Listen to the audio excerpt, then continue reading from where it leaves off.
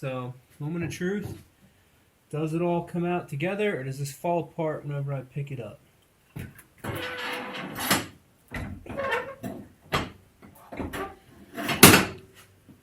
Woo, woo. What is up, Rad Potential YouTube? Welcome to today's video. I've got a problem with this car, and it's honestly not a bad one. The turbo is too big, and the turbo is not in the best location. My goal was to run the factory radiator, the factory oil cooler, and the factory clutch fan on this 79 Mazda RX7. Now, this car would have had a 12A, so the front of the engine would have been just a little bit shorter, some different stuff going on up here, but effectively the fan would be in this location. This is the stock radiator location. This is the giant turbo, and as you can see, it's really not even that big of a turbo. My 4-inch inlet to make the, intake for this deal hits my radiator. In addition, the inlet hits the fan. So, I'm going to try to dream up a way, at least I kind of already have, to mitigate this problem without moving the turbo.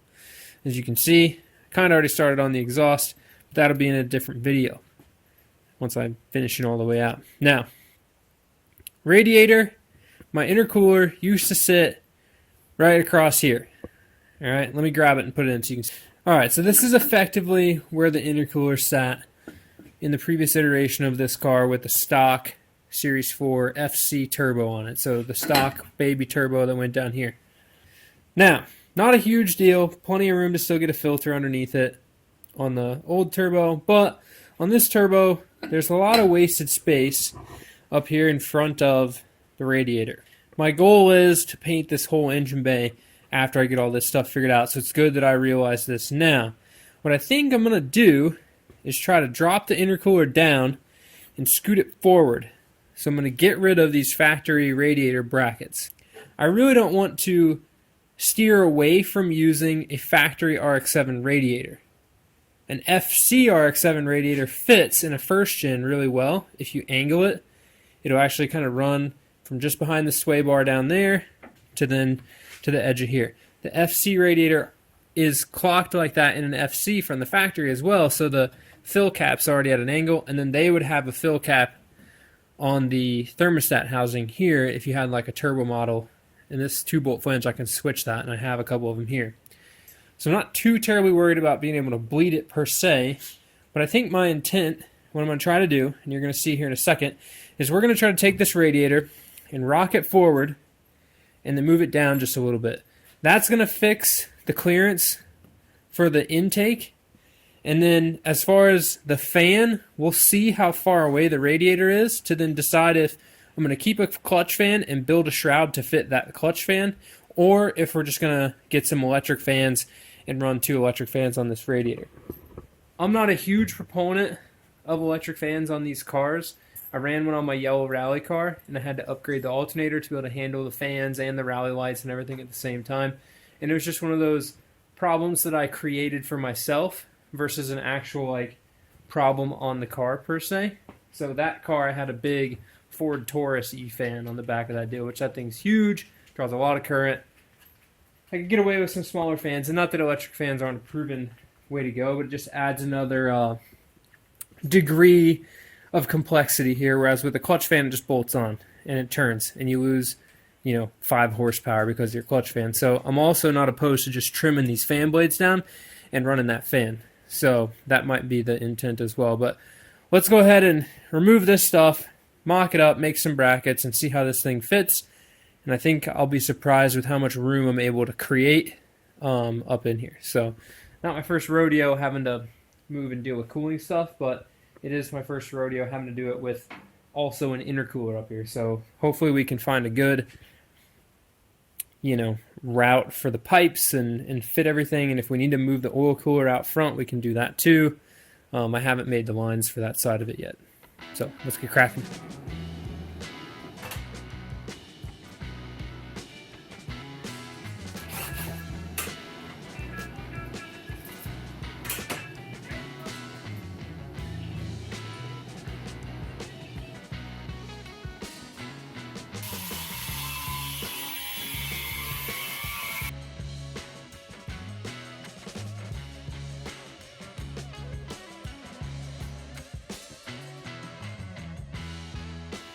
Alright guys, the moment of truth.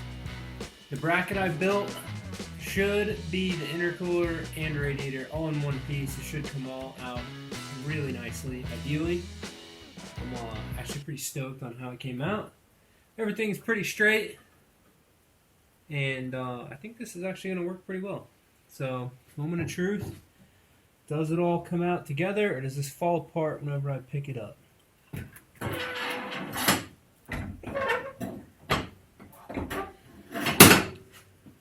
Woo, woo. Heck yeah!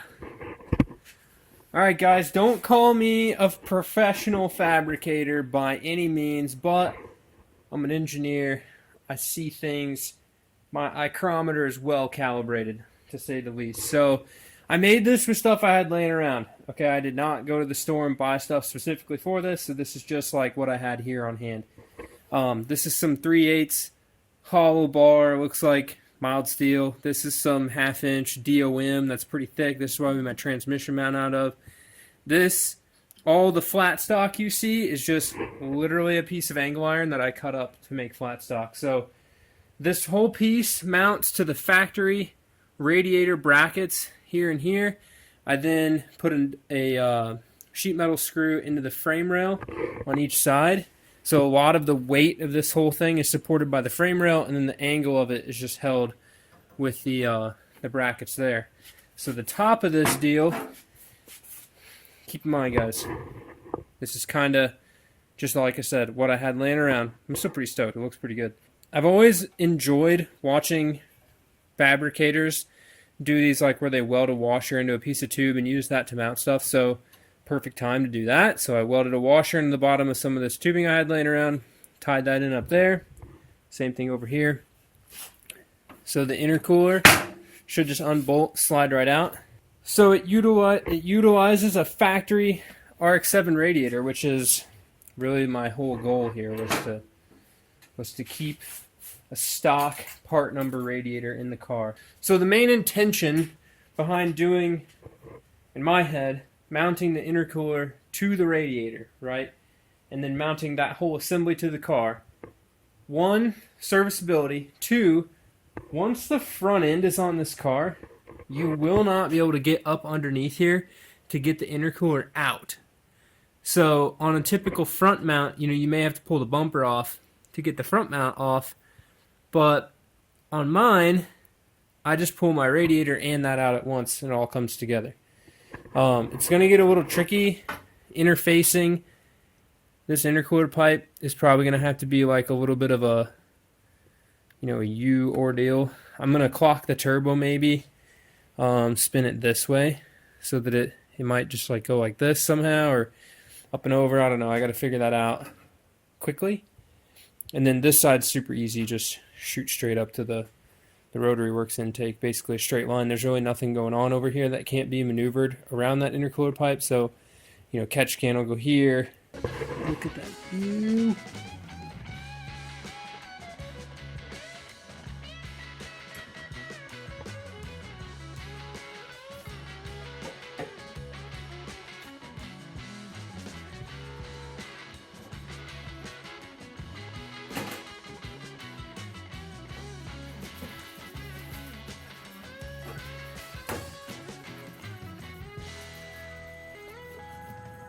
Alright guys, I am super stoked with how this whole V-mount intercooler intake has started taking shape here.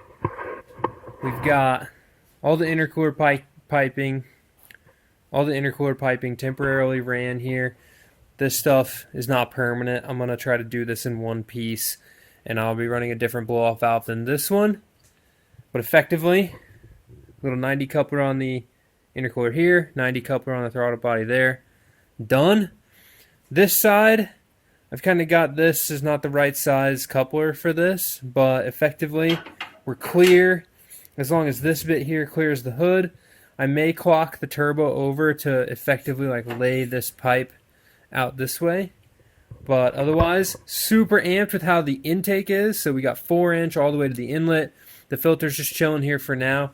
Eventually, and y'all get to see in one of the next upcoming videos, we get all the bodywork back on this car, and I can figure out how to get my filter down here behind my air dam. we will cut a hole through this fender apron, and then this 4-inch tube will turn into a nice TIG welded 4-inch aluminum pipe that'll go down through the fender, and then my filter will live out here under the air dam, catching all that nice, cool, not engine bay air.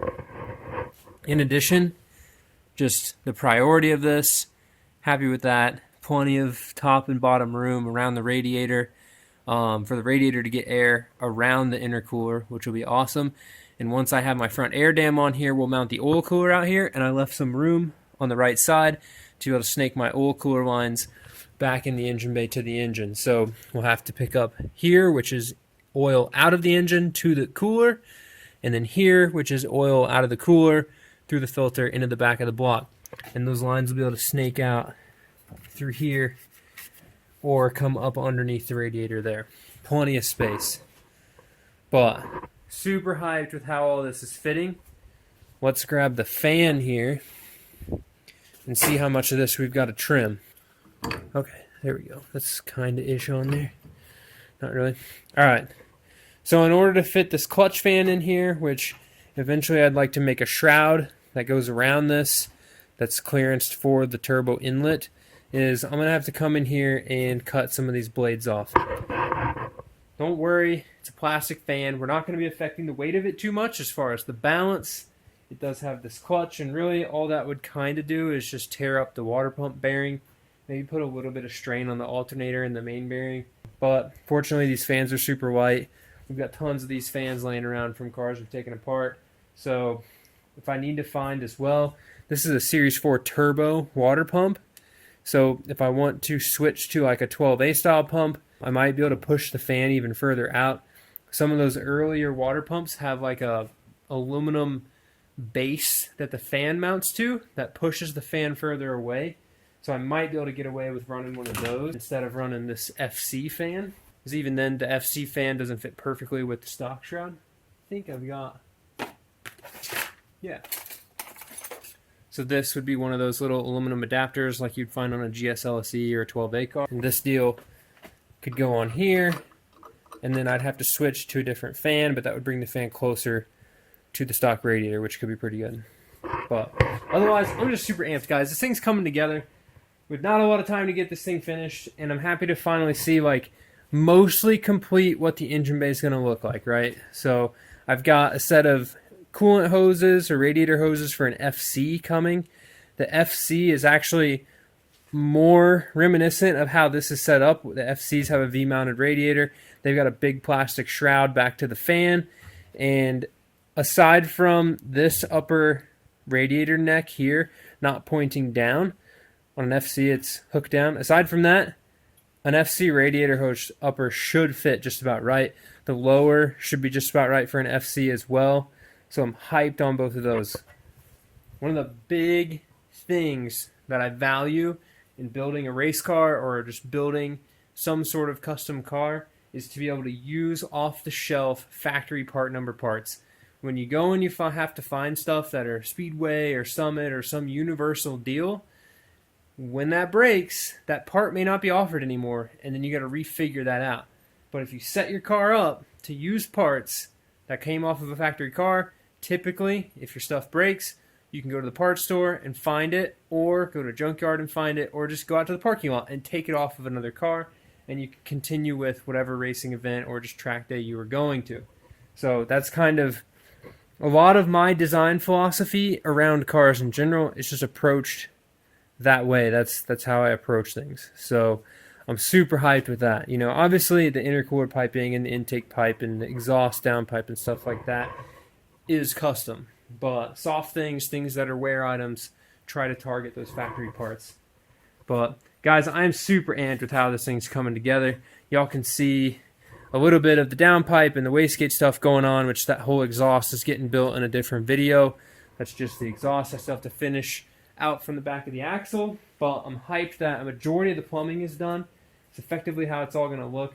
Really the only difference from what you're seeing right now to probably the final iteration, it's just going to be this right side pipe, and I'm switching this water neck from the short one to the FC water neck that has the radiator cap on top of it. And what that cap allows me to do is that will now be the highest point, so I don't have to bleed it from here. Okay, so if you notice, the radiator does sit lower than the top of that water neck, so that's really the only thing I'm going to change. They sell not only a solid cap for this, they also have a pressure cap for this. So I'm going to have the solid cap just so I can bleed it. My pressure will come from here as well, I think. Actually, maybe I ordered the one that has the, I don't remember. But whether I have 2 pressure caps or not, we'll figure out a way to plumb the coolant overflow reservoir, leftover parts, bin stuff from a different car. But effectively, this deal will probably live somewhere in here or somewhere in there, just like that. And that'll be my coolant overflow tank. The catch can will go over here, plumbed into the oil filler neck right there. So super hyped though with how this thing's coming together. This has been a lot of crazy late nights. It has been a bunch of nights going to bed on the same day you wake up, and I couldn't be, my body is a little bit exhausted, but my brain couldn't be happier to be putting this car together, because this is literally going to be the dream RX7. It is going to be so good. I've been wanting to build one of these things and rip it for so long, and it's going to make some crazy power, and it's going to be a crazy fun challenge to drive on the track, and that's the whole reason we're building it. The RX8's boring. I love first gens. It's kind of my thing. Over the RX8s and FDs and FCs, this is like one of my favorite rotary cars. Maybe more favorite than the rotary truck, but the rotary truck's still super cool. However, the RX8's boring to drive on the track, guys. It just drives itself. Like, you have to be precise. You have to be in control to set real fast, consistent lap times in an RX8, because one little mistake, that RX8 doesn't make that time back up very fast. Whereas this thing is going to be an animal, no traction control, no ABS, 300 and something horsepower, 2,200 pounds, not very grippy tires. It's the RADX7. It's going to be a handful to drive. So with that, guys, I hope you enjoyed seeing this crazy V-mount. We could have moved the turbo, but instead we moved the radiator, and I'm just fired up for seeing this thing coming together. Yeah, I know my couplers don't match, and yeah, I know we don't have a lot of time to get this done, and I really need to get it started. So I'm going to close out this video. I'm going to continue working on the exhaust, and then I got to get this thing back up to Indiana to put all the body panels on it, and then test fit the wheels and tires, and then do the coilovers and stuff, and then the track day is in less than 3 weeks away. So with that, guys, we'll see you in the next one. Subscribe. Go check out the Patreon if you want to learn more about these engines, if you have specific questions about your car or different parts or etc. Patreon's the best way to get a hold of me. Love the support. Love the guys over there. Make videos for them every week. And the more questions you ask on Patreon, the more videos you get. So pretty stoked with that.